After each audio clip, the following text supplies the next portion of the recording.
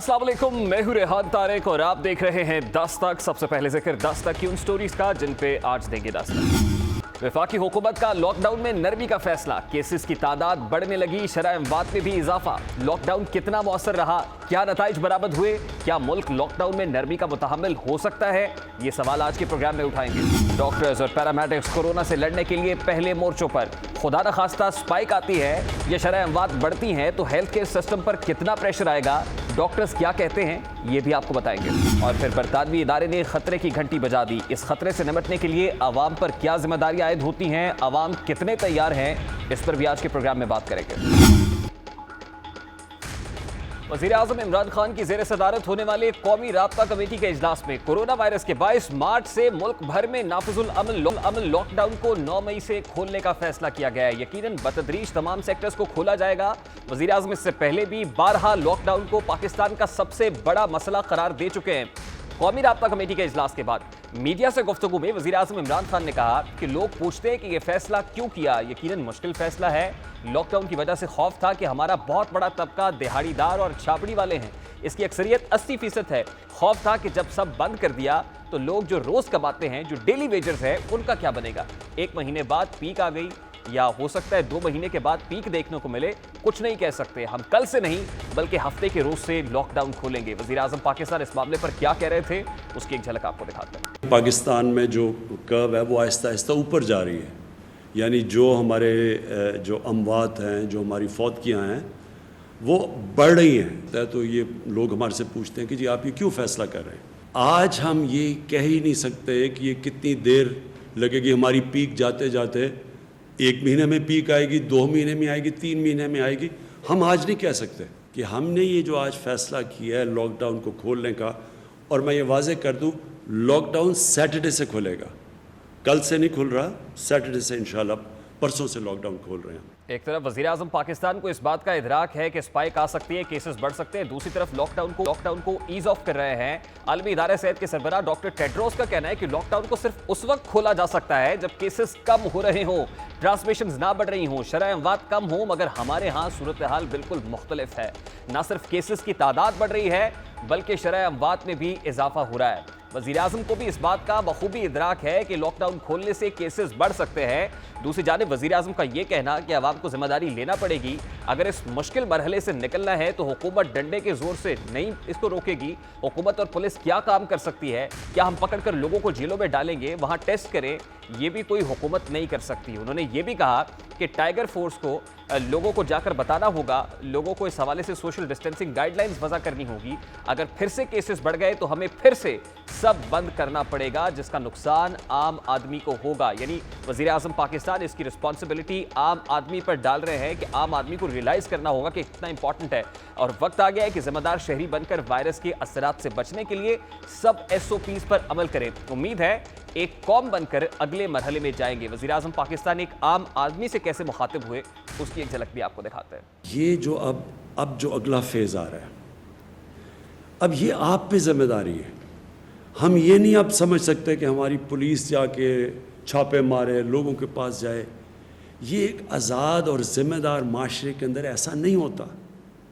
अगर जर्मनी, जो उनकी चांसलर एंजेला मर्केल, उनके अब बहुत ज़्यादा हमारे से लोग मरे हैं, लेकिन उन्होंने अगर अपना मुल्क खोलने का किया तो उनकी जो चांसलर थी, उन्होंने मुझे कहा कि उनके लोग डिसिप्लिन हैं। तो मैं आज आप सबको कह रहा हूँ कि आपको जिम्मेदारी लेनी पड़ेगी। अब वज़ीर-ए-आज़म जो लॉकडाउन को ईज ऑफ करने की बात कर रहे हैं तो तकाबली जायजा ले रहे हैं बैनुल-अक़वामी दुनिया के साथ, मगरबी ममालिक के साथ। कभी जर्मनी की एग्जाम्पल देते हैं, जर्मन चांसलर एंजेला मर्केल की बात कर रहे हैं। यकीनन वहाँ पर सूरत हाल बिल्कुल मुख्तलिफ है, वहाँ पर कवानीन है, कवानीन की अमलदारी है, वहाँ के लोग ज़्यादा जिम्मेदारी का मुजाहरा करते हैं। यूरोप में हालात इस हवाले से भी मुख्तलिफ है। अगर केसेस ज़्यादा हैं, ट्रांसमिशन ज़्यादा है, शरह अमवात ज़्यादा है तो वहाँ पर लोग जिम्मेदार भी ज़्यादा है। लेकिन हमारे यहाँ सूरत हाल इसके बिल्कुल बरक्स देखी गई है।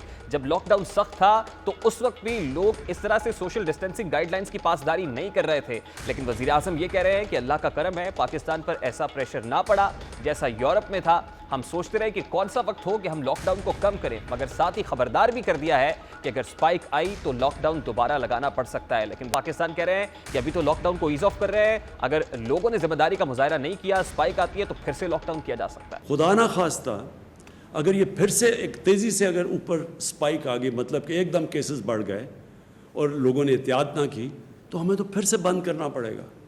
उसका सबसे बड़ा नुकसान आम लोगों के ऊपर होगा, गरीब लोगों के ऊपर होगा। जब से ये मामला सामने आया है, वज़ीर आज़म पाकिस्तान के बयानात सामने आते रहे हैं और बयानात में तज़ादात, कन्फ्यूजन को मज़ीद और गहरा करते रहे हैं। कभी वज़ीर आज़म पाकिस्तान लॉकडाउन और कर्फ्यू के मतलब को समझाते रहे हैं, कभी लॉकडाउन और स्मार्ट लॉकडाउन के मतलब को समझाते रहे हैं। फिर वज़ीर आज़म पाकिस्तान ने पहले भी ये कहा कि इससे नौजवानों को ज़्यादा खतरा नहीं है। आज भी वज़ीर आज़म पाकिस्तान ने अपनी उसी बात को दोहराया कि कोरोना वायरस से नौजवानों को खतरा नहीं है, वो नौजवान जो पॉजिटिव हैं वो बिल्कुल ठीक हो जाएंगे। हालांकि इस हवाले से आलमी इदारा सेहत बारहा कह चुका है कि कोरोना वायरस उम्र को नहीं देखता है, रंग को नहीं देखता है, नस्ल नहीं देखता, ममालिक बॉर्डर्स को नहीं देखता है। मगर वज़ीर आज़म पाकिस्तान फिर भी ये कह रहे हैं कि नौजवानों को कोरोना वायरस से कोई मसला नहीं। जो लोग नौजवान जिनको अगर टेस्ट पॉजिटिव भी हो जाए उनको तो कोई फ़र्क नहीं पड़ेगा, लेकिन ख़तरा ये है कि उनकी वजह से उनके बुज़ुर्गों को और बीमारों को उनकी जान ख़तरे में जा सकती है। अब बात करते हैं कि किन सेक्टर्स को खोला जाएगा। हुकूमत पाकिस्तान की हिकमत अमली क्या है। कमांड एंड कंट्रोल कमेटी के सरबराह असद उमर ने बताया कि तमाम फैसले सूबों की मुशावरत से किए जा रहे हैं।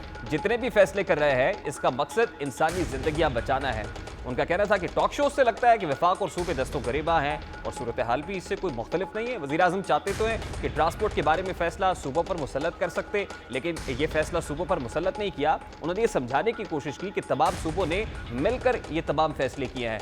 असद उमर ने बताया कि छोटी मार्केटें खोलने की इजाज़त देने का फैसला किया गया है, मोहल्ले की दुकानें भी खोलने का फैसला किया गया है, सहरी के बाद भी दुकानें खोलने की इजाज़त देने का फैसला कर चुके हैं। उनका ये भी कहना था कि तमाम कारोबार हफ्ते में 2 दिन बंद रखे जाएंगे, बिल्कुल उसी तरह से जैसे लॉकडाउन की सूरत हाल में रहे, जबकि अस्पतालों की भी खोलने का फैसला कर चुके हैं। 6 चीज़ों के ऊपर आज इत्तफाक़ राय से फैसला हुआ। पहली चीज़ जो है कंस्ट्रक्शन का, जब 14 अप्रैल को हमने खोला था, कंस्ट्रक्शन का वज़ीर आज़म ने ऐलान किया था। दूसरे फेज़ की आज यूनानिमसली यानी मुतफ़क़ा तौर के ऊपर उसके ऊपर इत्तफ़ाक़ हो गया। और दूसरा जो फ़ैसला इत्तफ़ाक़ राय से हुआ कि ये जो छोटी मार्केटें हैं जहाँ पे बहुत बड़ा कोई हुजूम जमा नहीं होता, वो बड़े शॉपिंग मॉल की तरह नहीं है, उनको भी खोलने की इजाज़त हो। तीसरी चीज़ जिसके ऊपर इत्तफ़ाक़ राय किया गया कि जो दुकानें अभी 8 बजे के बाद और 5 बजे तक खुल रही थी, तो फजर के बाद इजाज़त दे दी जाए, सहरी के बाद जो है लोग निकल के शॉपिंग कर सकें। जो लॉ इन्फोर्समेंट एजेंसीज़ हैं, हमारे सिपाही हैं, पुलिस के हैं, हमारे रेंजर्स हैं, तो उनको ब्रेक देने की ज़रूरत है। वो तो चौथा फ़ैसला ये किया गया जी। पाँचवा फ़ैसला जो है कि सिलेक्टिव डेजिग्नेटेड यानी जिसकी निशानदेही कर दी जाएगी, पहले से फ़ैसला होगा, वो ओपीडीज़ खोलने का भी फ़ैसला किया गया है। छठा फ़ैसला आज ये हुआ कि स्कूल जो 31 मई तक बंद थे उसको आगे जो बढ़ाने की तजवीज़ थी उसके ऊपर इत्तफ़ाक़ राय हो गया। और इम्तहानात जो हैं, जो बोर्ड के इम्तहानात हैं, उसके ऊपर भी इत्तफ़ाक़ राय हो गया। दूसरी तरफ कंस्ट्रक्शन इंडस्ट्री को खोलने का मामला अब फेज़ 2 में दाखिल हो चुका है। अब फेज़ 2 के अंदर सप्लाई चेन्स के हवाले से बात की जाती रही है, जो उसके साथ एसोसिएटेड जो बिजनेसेस हैं उनकी बात होती रही है। तो इसी बारे में हमाद अज़हर ने कहा है कि पाइप मिल्स हो गई, पेट्स बनाने वाले यूनिट्स हैं, इलेक्ट्रिक या स्टील जो है एल्यूमिनियम की तमाम फैक्ट्रियाँ, इसी तरह उनसे मुल्हिका तमाम तर दुकानें भी इस फेज़ 2 में खोल दी जाएंगी का फैसला किया है। हफ्ते के रोज़ से हमने मुतफ़िक़ा किया है सूबों के साथ भी और तमाम इकाइयों के साथ कि हम मंदरजा झैल सनत जो है उसको खोलने जा रहे हैं और इस सनत के साथ इनकी दुकानें भी खुलेंगी। पाइप मिल्स जिसमें पीवीसी और स्टील पाइप्स दोनों शामिल हैं, पेंट मैन्युफैक्चरिंग यूनिट्स यानी पेंट बनाने की फैक्ट्रियाँ, सेरेमिक्स, सैनिटरी वेयर और टाइल्स, इलेक्ट्रिकल केबल्स और switch gear manufacturing units, steel और एल्यूमिनियम, इनकी तमाम दुकानें। और जिस तरह पहले बात हुई कि जो कम्युनिटी के अंदर, जो लोकल महल्लों के अंदर, लोकेलिटीज़ के अंदर जो मार्केटें मौजूद हैं और उन मार्केटों के अंदर जो दुकानें मौजूद हैं, उन मार्केटों के अंदर दुकानों को भी और उन महल्लों के अंदर जो दुकानें मौजूद हैं इनको भी खोला जाएगा। अब अगर एजुकेशनल सेक्टर की बात की जाए तो वफाकी वज़ीर तालीम शफ़क़त महमूद ने बताया कि हमने फैसला किया है कि तमाम तालीमी इदारे 15 जुलाई तक बंद रहेंगे। तमाम कॉलेजेस, यूनिवर्सिटीज़ भी 15 जुलाई तक बंद रहेंगी। जबकि एक अहम फैसला ये सामने आया है कि बोर्ड के इम्तहानात नहीं होंगे, पिछले इम्तहानात की बुनियाद पर ही तलबा और तालिबात को प्रमोट कर दिया जाएगा। स्कूल तालीमी इदारे, सिर्फ स्कूल नहीं, यूनिवर्सिटीज़ भी, बाकी भी जितने भी तालीमी इदारे हैं वो 1 जुलाई को नहीं खुलेंगे, बल्कि वो 1 जून को नहीं खुलेंगे, बल्कि वो 15 जुलाई तक बंद रहेंगे। और दूसरा जो बहुत ही इम्पोर्टेंट फ़ैसला ये है कि जितने बोर्ड्स के इम्तहानात हैं वो हमने कैंसिल कर दिए गए, मुलतवी नहीं किए, वो ख़त्म कर दिए गए हैं। और अब जो 9वीं 10वीं 11वीं 12वीं के मुख्तलिफ़ बोर्ड्स के इम्तहानात होने थे अब वो नहीं होंगे।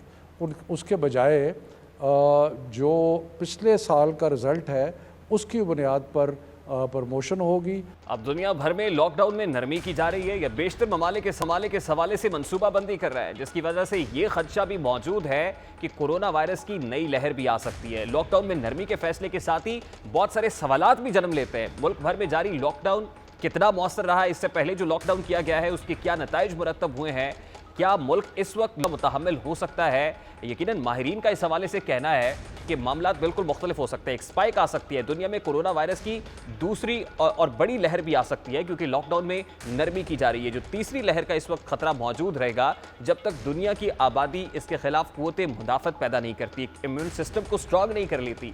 जर्मनी के सरकारी तिब्बी इदारे रॉबर्ट कोच इंस्टीट्यूट के सरबराह लॉथर वायलर का कहना है कि वायरस की दूसरी लहर काफ़ी हद तक यकीनी है। यानी ये जो स्पाइक की बात हो रही है या दोबारा से ट्रिगर करने की बात हो रही है, ये होगा। बेशतर माहिरीन इस बात से इत्तफाक करते हैं।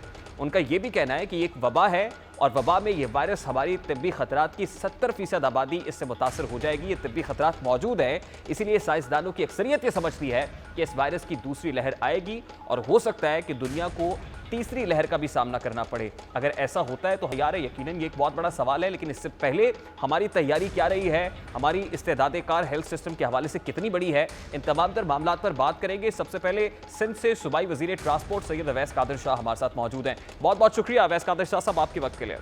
सबसे पहले तो ये बताइएगा कि वफाक ने तमाम सूबों के इत्तफाक राय से फैसला किया है कि 9 मई से लॉकडाउन में नरमी लाई जाए। एक ऐसा पॉइंट है जिसके ऊपर सूबे डिवाइडेड थे और आपकी तरफ से ऑपोजिशन थी ट्रांसपोर्ट के हवाले से, तो बताएगा कि सिंध हुकूमत ने इस वक्त ट्रांसपोर्ट के हवाले से, क्योंकि आपके पास ट्रांसपोर्ट का कलमदान भी है, स्ट्रैटेजी क्या डिवाइस की है? इंटरसिटी इंट्रा-सिटी ट्रांसपोर्ट बंद रखी जाएगी? बिस्मिल्लाहिर्रहमानिर्रहीम जी, देखिए वज़ीर आज़म साहब की जो मीटिंग हुई उसमें बिल्कुल बहुत से ऐसे इशूज उठाए गए जिस पे एतराज़ात तो कमोबेश किसी सूबे को किसी चीज़ पे थे, सिंध को अपनी चीज़ों पे एतराज़ात थे, लेकिन जो अल्टीमेट फैसले किए गए, जाहिर सी बात है लॉकडाउन अब आहिस्ता आहिस्ता मरनेवाल खोलना है सबको, तो उस पर सबको एक कलेक्टिव डिसीजन आना चाहिए था। हम लोग भी यही पहले दिन से कह रहे थे कि सबको ऑन बोर्ड लेके फैसला करें, तो सिंध ने भी बिल्कुल उस मीटिंग में जो अपने एतराज़ात थे वो रखे, लेकिन जिस तरह वज़ीर आज़म साहब ने कहा तो ठीक है, हमने उनकी बात मानी है और विद SOP सारे सेक्टर्स खुलने चाहिए, मरहलेवार खुलेंगे और लिस्ट भी वो आपसे शेयर कर दी गई होगी, शायद आपको मिल गई होगी कि कौन कौन सी जगह क्या क्या चीज़ें किस वक्त खुलेंगी। वो लंबी चौड़ी लिस्ट है, मैं किसी और प्रोग्राम में आपको बता दूंगा या आपको मिल जाएगी। ट्रांसपोर्ट के हवाले से ये है कि सूबा पंजाब ने भी इसकी अपोज किया है, सिंध ने भी अपोज किया है।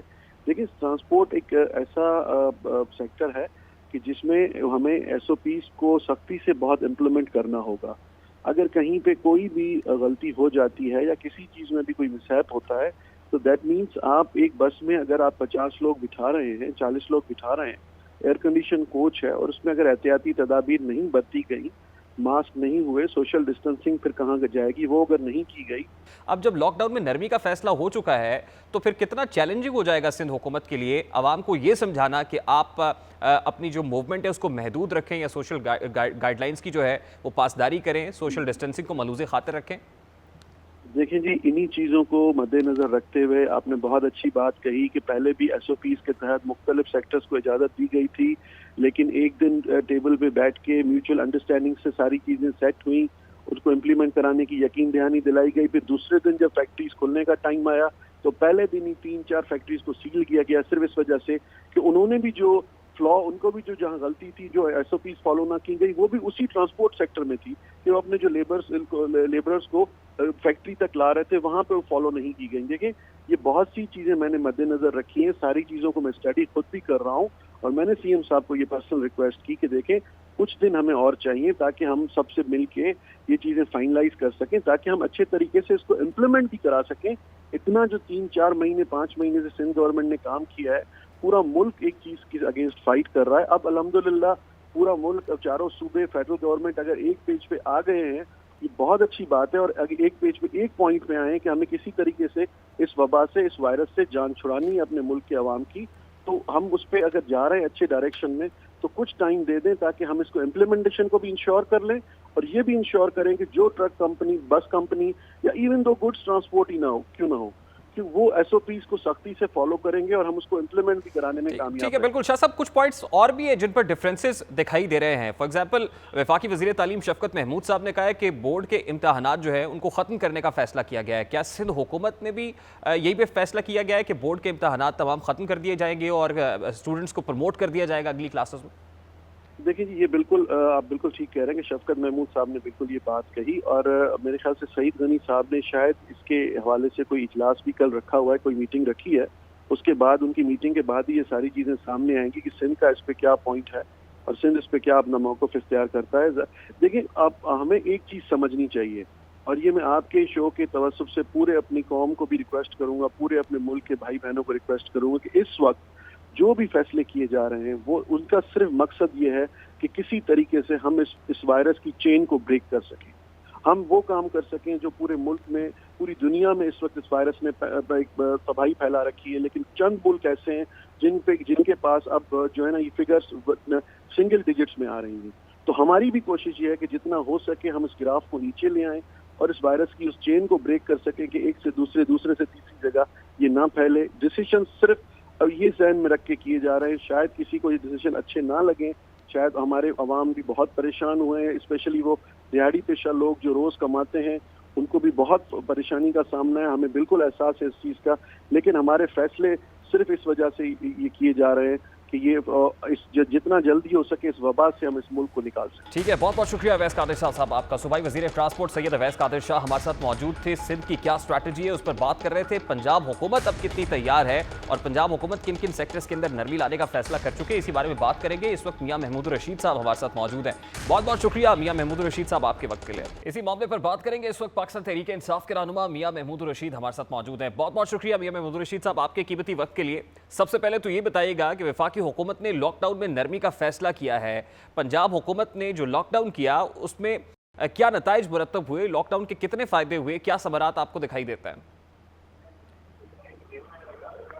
देखें, मेरा ख्याल है जी ये एक मुत्तफिका एक तरह की पॉलिसी बनी है। वहाँ पे सारे वज़रा आला भी मौजूद थे, प्राइम मिनिस्टर भी थे और तमाम प्रोज एंड कॉन्स देख के उसके बाद ये फैसला किया गया कि लॉकडाउन को जो है वो नरम किया जाए और इसके बेहतर नताइज जो है ना वो मुरतब होंगे, क्योंकि हमारा जो डेली वेजेस तबका है, दिहाड़ीदार लोग हैं, वो सख्त मुश्किल का शिकार थे और हर घर में राशन पहुंचाना या हर घर के अंदर जो है नहीं, वो बिल्कुल ठीक है मियां साहब, लॉकडाउन हटाने के क्या नताइज मुरतब होते हैं ये तो यकीनन वक्त बताएगा, लेकिन लॉकडाउन लगाने के क्या असरात मुरतब हुए, कितना मुफीद साबित हुआ, ये तो स्टैटिस्टिक्स आपके सामने होंगे, आदाद शुमार आपको बता सकते हैं कि लॉकडाउन कितना कारगर साबित रहा।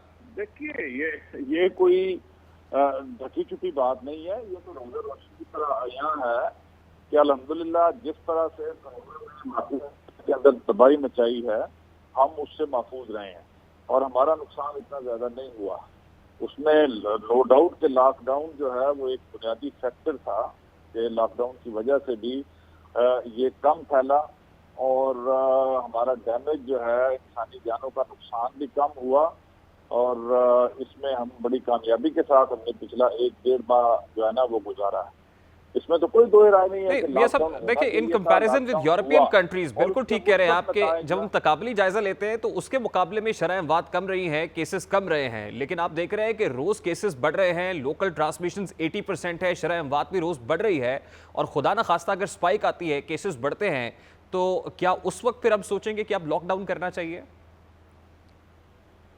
देखिए, एक पहलू तो हमने ये लॉकडाउन करके देख लिया, अब दूसरी तरफ बहुत ही ज्यादा पेचीदा सूरत हाल है कि लोग जो है पिछले 1.5 माह से बिल्कुल बेयारो मददगार पड़े हुए हैं और खाने पीने की अशियात तक लोगों को अवेलेबल नहीं है और बड़ी मुश्किल हालात के अंदर है। अब अगर फर्दर इस लॉकडाउन को हम कंटिन्यू करते हैं तो हमें वो पहलू में मद्देनजर रखना पड़ेगा कि यहाँ लॉ एंड ऑर्डर की सिचुएशन क्रिएट हो सकती है, यहाँ बगावत की कैफियत पैदा हो सकती है। जिस वर्ग के घर में अपने बच्चे को खिलाने के लिए रोटी नहीं होगी, दूध नहीं होगा, वो कोई आपकी किसी पाबंदी को खातर में नहीं लाएगा। अच्छा भैया साहब, ये बताइएगा कि जब लॉकडाउन रहा है तो इस दौरान टेस्टिंग की इस्तेदाद कार हो, कंटेंट ट्रेसिंग की इस्तेदाद कार हो, अपने हेल्थ केयर सिस्टम की बेहतरी लाना हो, इस हवाले से पंजाब हुकूमत के क्या इकदाम रहे हैं?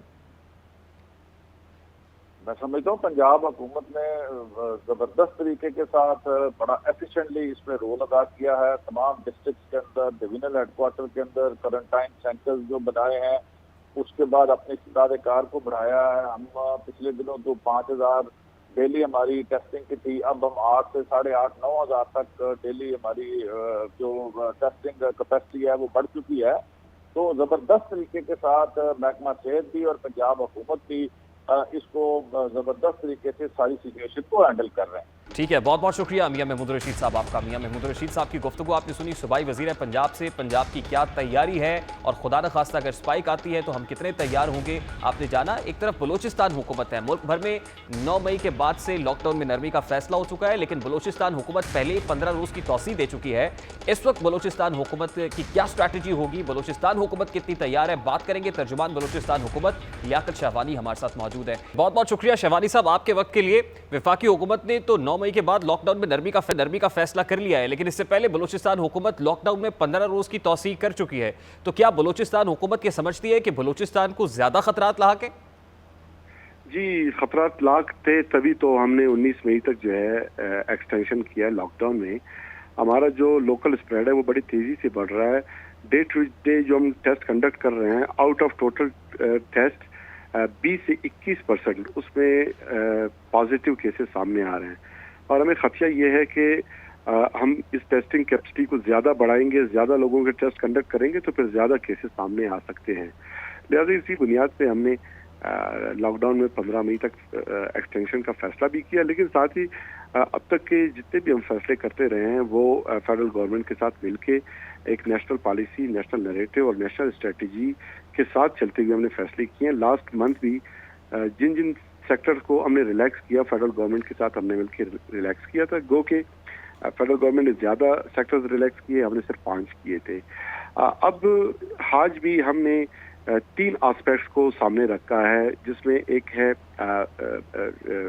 टेक्निकल, दूसरा प्रैक्टिकल और फिर थर्ड नेशनल। टेक्निकल तो जाहिर है हेल्थ केयर के जो मामलात हैं उसके टेक्निकल एक्सपर्ट डॉक्टर्स ही हैं, और जो डॉक्टर सजेस्ट कर रहे हैं हम उसको फोकियत दे रहे हैं। और वो ये है कि इस वक्त दुनिया में कोरोना की जो वाइड वैक्सीनेशन अवेलेबल है वो है सोशल डिस्टेंसिंग, और वाइड मेडिसिन जो अवेलेबल है वो है लॉकडाउन। इसके अलावा कोई और दवा मौजूद बिल्कुल ठीक है शहवानी साहब, मैं आपका एक स्टेटमेंट देख रहा था और वो बड़ा अप्रिशिएबल है। आपने कहा कि लोग अगर बाहर नहीं आएंगे, सड़कों पर रश नहीं होगा तो अस्पतालों में भी रश नहीं होगा, और मेरा ख्याल है कि इस बात को आम पब्लिक को भी समझना चाहिए है। अब ये बताइएगा कि जो बलूचिस्तान हुकूमत को खतरात लाक हैं, यकीनन आपने इन चैलेंजेस का, इन डिफिकल्टीज का जिक्र वफाकी हुकूमत से तो किया होगा, तो वफाकी हुकूमत आपकी कितनी हेल्प कर रही है टेस्टिंग की इस्तेदाद कार बढ़ाने के लिए, हेल्थ केयर सिस्टम को बेहतर करने के लिए, कॉन्टैक्ट ट्रेसिंग के हवाले से वफाकी हुकूमत बलूचिस्तान हुकूमत से किस कदर ताउन कर रही है? देखिए, परसों से कबल जो है हमें मुश्किलात थे, और हम बार बार जो है फेडरल गवर्नमेंट को गुजारिश करते रहे इक्विपमेंट्स के लिए, पीपीईज के लिए, वेंटिलेटर्स, पीसीआर मशीन, वीटीएम्स, किट्स के लिए, और वक्तन फवक्तन फेडरल गवर्नमेंट जो उनको इंटरनेशनल वर्ल्ड से जो डोनेशन मिलता रहा या वो प्रोक्योर करते रहे, उसमें बलूचिस्तान को वो शेयर देते रहे। लेकिन उसमें हमें कभी किट्स मिल जाते थे तो वीटीएम उसमें कम होते थे, वीटीएम मिल जाते थे, स्वॉप्स कम होते थे। तो पहली दफ़ा परसों जो है सफिशेंट क्वांटिटी में हमें वीटीएम्स 45,000 वीटीएम्स फेडरल गवर्नमेंट एनडीए में हमें प्रोवाइड किए हैं, 43,000 किट्स प्रोवाइड किए हैं, 43,000 स्वॉप्स प्रोवाइड किए हैं, और एक PCR machine, 2 auto extractor machine उन्होंने हमें भिजवाए हैं जो हमने इंस्टॉल कर रहे हैं अपने लेबॉर्ट्रीज में। लेकिन जो दूसरा कंसर्न है वज़ीर आज़म पाकिस्तान का, वो दिहाड़ीदार के हवाले से है, मजदूर तबके के हवाले से है। तो आपको नहीं लगता बलूचिस्तान में भी जो दिहाड़ीदार हैं, डेली वेजर्स हैं, उनके लिए मुश्किलात बढ़ेंगी, इजाफा होगा उनके लिए, तो उनके लिए कोई रिलीफ के लिए बलूचिस्तान हुकूमत क्या कर रही है? देखिए, उनके मुश्किलात में वाकई इजाफा हो चुका है। Prior to corona scenario 8,29,000 household Balochistan में वक़्त गुर्बत से नीचे ज़िंदगी गुजार रहे थे। लॉकडाउन के डिसीजन से लेके आज तक तकरीबन अब इसमें 5 लाख मजीद हाउस होल्ड का इजाफा हुआ है। मजमूई तौर पे आज की तारीख में 13,29,000 ऐसे हाउस होल्ड हैं जो अपनी किफालत नहीं कर सकते और अपनी किफालत के लिए वो रियासत की तरफ देख रहे हैं। बिल्कुल ठीक है, उनकी प्रॉब्लम्स बढ़ेंगी। बहुत बहुत शुक्रिया लियाकत शाहवानी साहब आपके कीमती वक्त के लिए। तर्जुमान बलूचिस्तान हुकूमत लियाकत शाहवानी हमारे साथ मौजूद थे, गुफ्तगू आपने सुनी। यहाँ एक ब्रेक लेंगे और ब्रेक के बाद जब वापस आएंगे, लॉकडाउन जहाँ ईज ऑफ हो रहा है तो इन नरमियों से हेल्थ केयर सिस्टम के ऊपर कितना प्रेशर आ सकता है। खुदा न खास्ता अगर स्पाइक आती है, केसेस बढ़ते हैं, शरह अमवात बढ़ती है, तो फिर क्या होगा, इस मामले पर बात करेंगे इस ब्रेक के बाद। हमारे साथ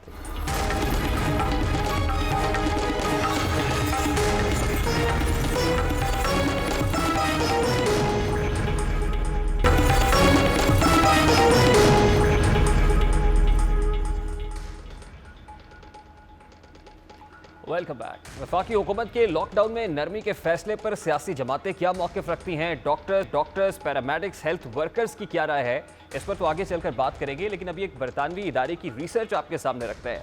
बरतानिया के दफ्तर बराए कौमी आदादोशुमार ONS के मुताबिक कई माशरती अवामिल को एडजस्ट करने वाले मॉडल को इस्तेमाल करते हुए भी ये नताइज सामने आए हैं कि मुख्तलिफ नस्लों के लिए कोरोना वायरस के खतरात में वाज़े फ़र्क मौजूद है और कुछ नस्लों में कोरोना वायरस की वजह से हलाकतों के तनासुब सफ़ेद फार्म नस्ल के लोगों की निस्बत काफ़ी ज़्यादा है। दफ्तर ने अपनी रिपोर्ट में कहा है कि पाकिस्तानी, बांग्लादेशी, भारतीय और मिक्स नस्लों के अफराद में कोविड-19 की वजह से हलाकतों का तनासुब सफ़ेद फार्म नस्ल की निस्बत इंतहाई ज़्यादा है। ONS का कहना है कि भारत, बांग्लादेश और पाकिस्तानी नस्ल के मर्दों में कोरोना वायरस की वजह से हलाकतों का तनासब सफ़ेद फार्म नस्ल की निस्बत 1.8 गुना ज़्यादा है, जबकि चीनी और दीगर नस्लों के अफराद में भी ऐसी खतरात से दो चार दिखाई देते हैं। ONS ने महरूमियों, तालीम और सेहत के अवामिल को एडजस्ट किए बगैर भी ऐसे ही नताइज अखज़ किए हैं कि सफ़ेद फार्म मर्दों और औरतों की निस्बत स्याह फार्म मर्दों के कोरोना वायरस से हलाक होने के इम्कानात 4.2 गुना, जबकि स्याह फार्म औरतों में ये खतरा 4.3 गुना ज़्यादा है। और अगर महरूमियों जैसे अवामिल को एडजस्ट कर भी दिया जाए तो स्याह फार्म मर्दों और औरतों के कोरोना वायरस से हलाक होने के इम्कानात 1.9 गुना ज़्यादा हैं। यानी इस हवाले से जहाँ अलैद कह रहा था कि इस वायरस का ताल्लुक नस्लों के साथ नहीं है, कौमियत के साथ, रंग के साथ नहीं है, वहाँ पर यह रिसर्च इससे बिल्कुल मुख्तलिफ बात बता रही है। बारकैफ इसमें कितनी सदाकत है, कितनी हकीकत है, ये तो रिजल्ट ही बता सकते हैं। लेकिन यहाँ वफाकी हुकूमत के लॉकडाउन में नरमी के फैसले के बाद जो मुख्तलिफ सियासी जमातें, खासतौर पर पाकिस्तान मुस्लिम लीग नून के मरकज़ी रहनुमा ख्वाजा आसिफ ने आज कहा कि लॉकडाउन तो लॉकडाउन होता है, वैसे ही जैसे बलूचिस्तान के साबिक वज़ीर आला असलम रईसानी ने कहा था कि डिग्री डिग्री होती है। वो क्या कह रहे थे, उसकी एक झलक आपको दिखाते हैं। जब से ये कोरोना की वबा का पाकिस्तान में असरात पहुँचे हैं, मौजूदा हुकूमत की कोई वाज़ेह पॉलिसी नहीं रही।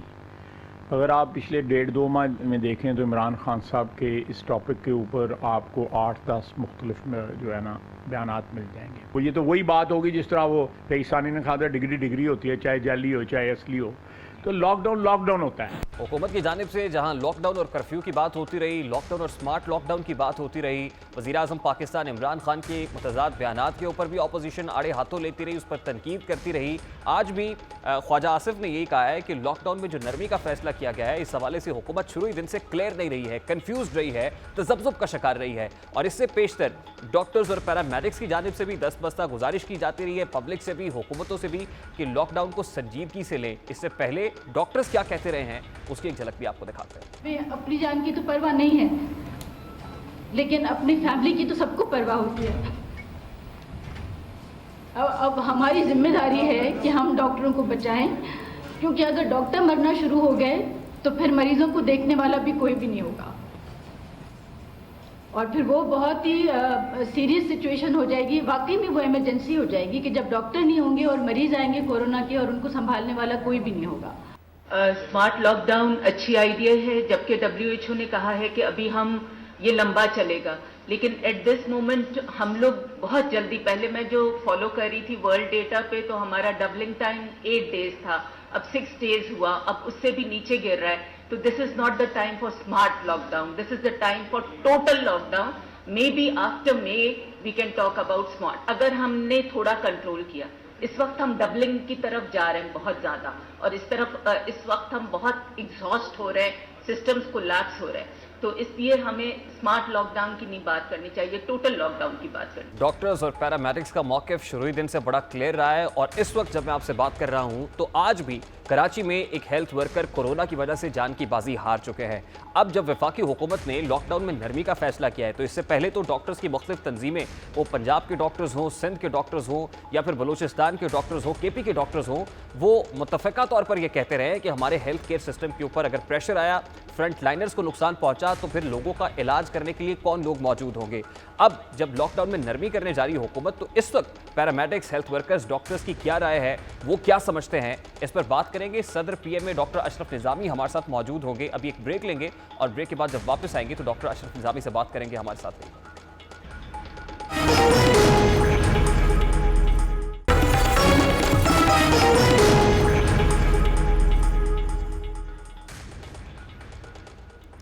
Welcome back. इस वक्त सदर PMA डॉक्टर अशरफ निज़ामी हमारे साथ मौजूद हैं, हमसे बात करते हैं। बहुत बहुत शुक्रिया डॉक्टर साहब आपके कीमती वक्त के लिए। सबसे पहले तो ये बताइएगा कि वफाकी हुकूमत ने 9 मई से लॉकडाउन में नरमी का उसूली फैसला किया है, डॉक्टर्स हजरात और ख़ासतौर पर आपकी तंजीम PMA से कितनी मुत्तफ़िक है, क्या ये फैसला दुरुस्त है? बहुत बहुत शुक्रिया। देखिए, आपने मुझसे वो सवाल पूछा है जिसका जवाब आप भी जानते हैं और अवाम उन्नास भी जाते हैं। अगर आप किसी तरीके से समझें कि नरमी करने का तो उस वक्त हो कि अगर हमने कोई लॉकडाउन किया हो। हमारे मुताबिक जो मैं समझता हूँ, आपने भी देखा है, हर शख्स ने ये देखा है कि लॉकडाउन हमारे यहाँ मुकम्मल तौर पे, हाँ दुकानें बंद थी, दुकानें बंद होने के साथ के अंडर द शटर या उसके पीछे से कहीं से छोटी मोटे जो कारोबार हो रहे थे वो चल रहा था, लेकिन एज फॉर एज के शॉप्स वर क्लोज्ड। ये इतना सा हम लॉकडाउन की हद तक कह सकते हैं। लेकिन अगर आपने देखा हो कि सड़कों के ऊपर रश जो था, फिर ये अभी जब ये नादरा का प्रोसेस किया, बैंकिंग का इन्होंने जो सिलसिला कार शुरू किया, वहाँ पे जितनी लंबी लाइनें और ये सारा हो रहा था, so practically to be very frank अगर हम कहें कि लॉकडाउन था तो दैट वाज इनकम्प्लीट लॉकडाउन, अगर हम उस थोड़ा सा अगर मान भी लें। अब आ जाते हैं इस फैसले की तरफ।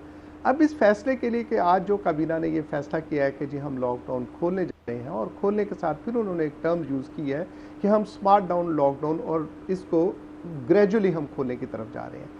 वेयरएज़ हम समझते हैं, और आप भी यकीनन इसको आप मतलब माशाल्लाह सीनियर जर्नलिस्ट हैं और समझते हैं कि जब आपका ग्राफ ऊपर जा रहा है, जब ग्राफ ऊपर जा रहा हो इन्फेक्शन का, तो you have to take the preventive measures.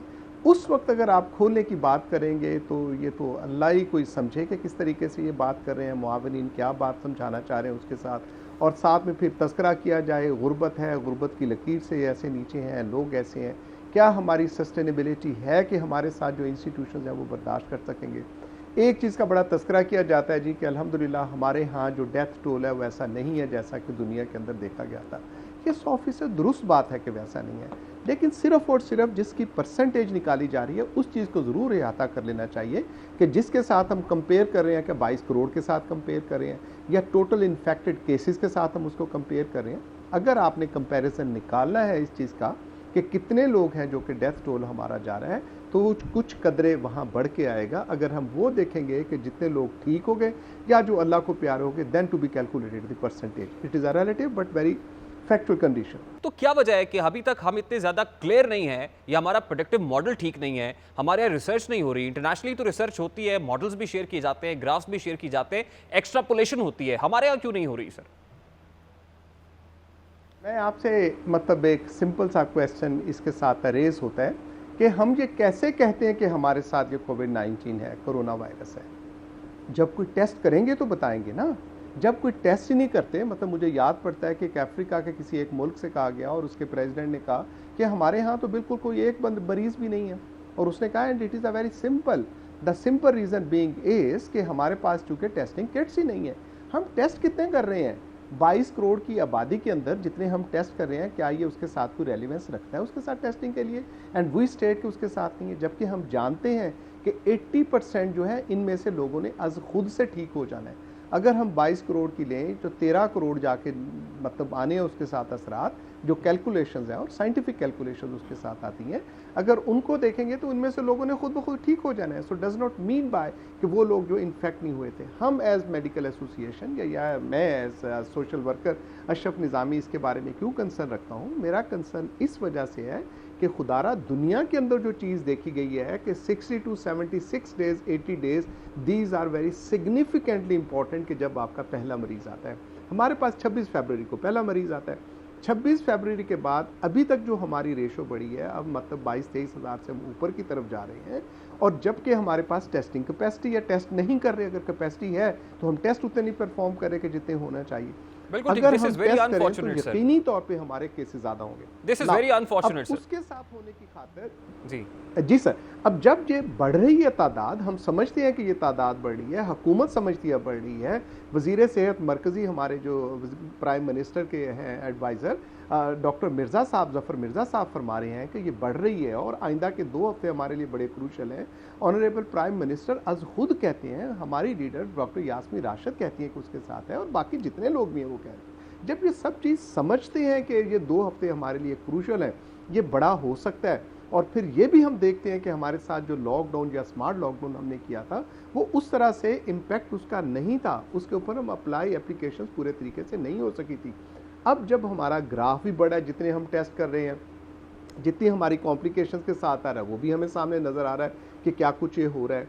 और फिर आज अगर हम लॉकडाउन खोलने की बात करें तो गालिबन इसमें कोई मंतक मुझे तो नजर नहीं आती, ना मेरी तंजीम को कोई मंतक नजर आती है। अच्छा डॉक्टर साहब, आपने भी बार बार मुतालबा किया हुकूमत से कि खुदारा लॉकडाउन स्ट्रिक्ट रखे, इसको सीरियसली ले। पब्लिक से भी डॉक्टर्स रात रिक्वेस्ट करते रहे, दस्त बस्ता गुजारिश करते रहे, बल्कि खवातीन डॉक्टर्स को तो हमने कराची में रोते हुए भी देखा।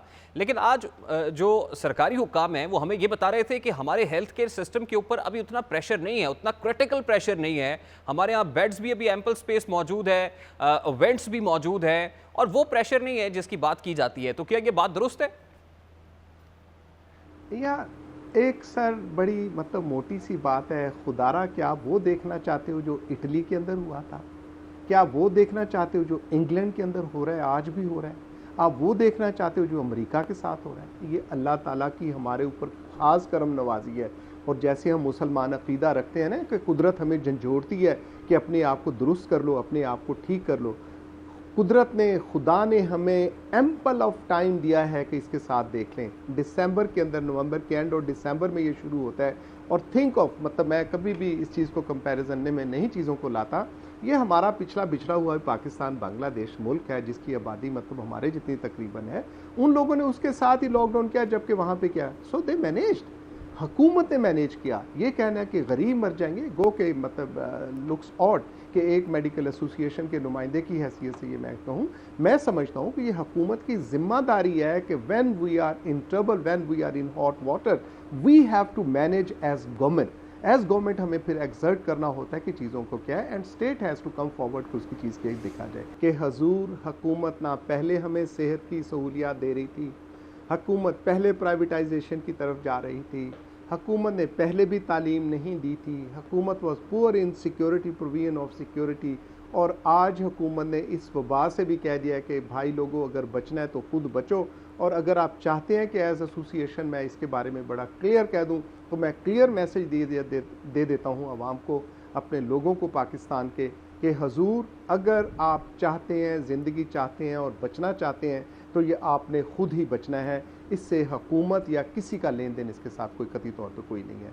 लेकिन मैं ये नहायत मतलब एक भरे हुए दिल के साथ ये बात कह रहा हूँ, जबकि मैं ये समझता हूँ कि ये हुकूमत की ज़िम्मेदारी है, रियासत की ज़िम्मेदारी है इम्प्लीमेंटेशन। ये कहना इससे कतई तौर पे मैं नहीं समझता कि मुबर्रा हो जाएगी हुकूमत ये कह के कि जी हमने कह दिया लेकिन अवाम ही ऐसे कि हमारी नहीं सुनते, अवाम ही ऐसे कि उसके साथ नहीं। मैं इस नुक्ता नज़र के साथ कतई तौर पर भी कोई इत्तफाक करने की मतलब उस पोजीशन में नहीं हूँ। मैं नहीं समझ सकता कि ये ऐसे होगा। Government has to implement, writ of the government has to be there, captain of the ship is the government, the prime minister, the chief minister, they are the captain of the ship and they have to run the show. ये कैसे हो सकता है कि आप hockey का match हो रहा और गोलकीपर के नहीं मैंने तो खुद गोल करना है लिहाजा मैं सेंटर फॉरवर्ड के ऊपर आ जाऊं? क्या ये हो सकता है दुनिया के अंदर? Practically not possible. बिल्कुल ठीक है, आज बिल्कुल ठीक है। हुकूमत का ये बात कहना कि अगर ये बढ़ गए, एक मतलब मैं और मतलब कह दूं कि अगर हुकूमत नहीं है कि अगर अवाम ने ना इसके ऊपर कोई इम्प्लीमेंटेशन की, अवाम ने इसको ना माना, SOPs को जो वो जारी कर रहे हैं जिनका अभी तक ये भी पता नहीं है कि वो कौन से SOPs जारी होंगे, तो फिर then we will be compelled to complete put a lockdown. मतलब ये मंतक आप मतलब किसी को, मुझे तो कतई तौर पे ये समझ नहीं आती कि जब बढ़ रहा है और क्या बढ़ने का क्या हम सोचते हैं, किस कदर बढ़ेगा कि जिसके साथ फिर then you have to speak about. और है क्या, हम कहते हैं कि हुजूर ये 2 से 3 हफ्ते का वक्त है, विच कैन बी क्रिटिकल। खुदा करे कि मैं गलत हूँ, खुदा करे पाकिस्तान मेडिकल एसोसिएशन गलत हो, खुदा करे कि सब तंजीमें गलत हों और बिल्कुल ठीक है डॉक्टर साहब, अब बात अल्लाह क्रेसी पे आ गई है। बहुत बहुत शुक्रिया डॉक्टर साहब आपके वक्त के लिए। डॉक्टर अशरफ फिजाबी हमारे साथ मौजूद थे। पीएमए का जो मौक़िफ़ पहले दिन था आज भी उसी मौक़िफ़ पर कायम है। अब कुछ भी हो आवाम के ऊपर जिम्मेदारी आयद होती है कि आप सोशल डिस्टेंसिंग गाइडलाइंस पर अमल करें, महदूद रहेंगे तो महफूज रहेंगे। ये तो था आज का दस्तक। आपसे मुलाकात होगी कल। अपना रखिएगा ख्याल। अल्लाह हाफ़िज़।